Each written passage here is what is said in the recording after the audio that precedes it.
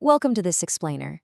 Today, we're diving into something that's probably hiding in plain sight for a lot of us. Look, if you're a young adult navigating today's hyperconnected world, you know the deal. Clicking on adult content is often just brushed off, right? It's seen as a totally harmless, everyday habit.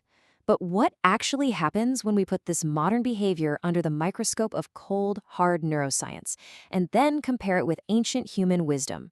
Well, the story we uncover is, frankly, a lot more alarming than most people realize. We're going to explore the profound and kind of dark intersection of science, spirituality, and those glowing screens we stare at all day. So here's the real question. Is a hidden click, or even just a secret, fleeting thought, silently destroying your soul? It's so easy to convince ourselves that what we do in the absolute privacy of our own rooms, isolated behind a screen in the dark, has literally zero impact on the rest of our lives. No one sees it, so no harm done, right? But we really need to ask ourselves if this secret digital habit and the endless mental fantasizing that comes with it are actually hijacking our minds. And to figure that out, we've got to look at the hard data. Section 1. The Digital Epidemic. Okay, so the absolute core of what's happening here revolves around the dopamine spike. Now, we hear the word dopamine tossed around a lot, usually just calling it the happy chemical, but it's actually way more powerful than that. It is the primary driver of motivation and reward in your brain. When you frequently engage with adult content online, it triggers this massive, completely unnatural surge of dopamine. The source material we're looking at literally describes it as hijacking your neural pathways. Think of it like this. This instant hit of digital pleasure fundamentally manipulates your brain chemistry. It sets this insanely high baseline of intense stimulation that normal, everyday real life just cannot compete with. And the neurological fallout from this hijacking? It is devastating. Because of neuroplasticity, your brain is constantly adapting. So it physically rewires its neural pathways to accommodate these massive dopamine spikes. It starts demanding more and more extreme input just to feel the exact same baseline effect. What you end up with is a severe, incredibly numbing addiction.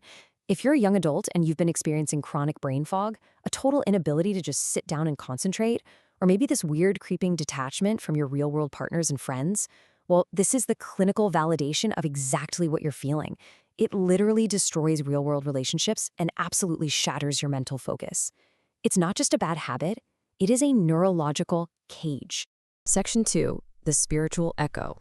Now, what's fascinating is that long before we had MRI machines to track dopamine levels, humanity's oldest traditions were already warning us about this exact same danger. Take the ancient Buddhist concept of monokamma, which translates to the immense weight of mental actions. The teaching here is that actively fueling lustful fantasies, even if you literally never act on them in the physical world, still actively clouds your mindfulness. According to the texts, it creates this incredibly heavy negative karma, trapping your mind in an endless cycle of suffering. So the thought itself actually becomes the shackle. And this isn't just an Eastern philosophy. This warning transcends geography. In historical Christian theology, the true battle for moral purity is fought almost entirely in the mind. The historical teaching is crystal clear here. Looking with unchecked desire or lust is likened to committing adultery right there in your heart. It's not just brushed off as some basic biological urge. Instead, it's viewed as a profound transgression, one that actually defiles the human body, which is meant to be revered as a holy, sacred temple. We see the same unified warning echoing loudly through Islamic and Hindu texts as well. In Islam, there is a very strict, explicit command to guard your gaze. Indulging in these hidden visual sins is said to erode your spiritual purity, harden your heart, and create this vast, cold distance between you and the Creator. On the flip side, Hinduism places a huge emphasis on preserving your prana and ojas, essentially your vital, life-giving spiritual energy.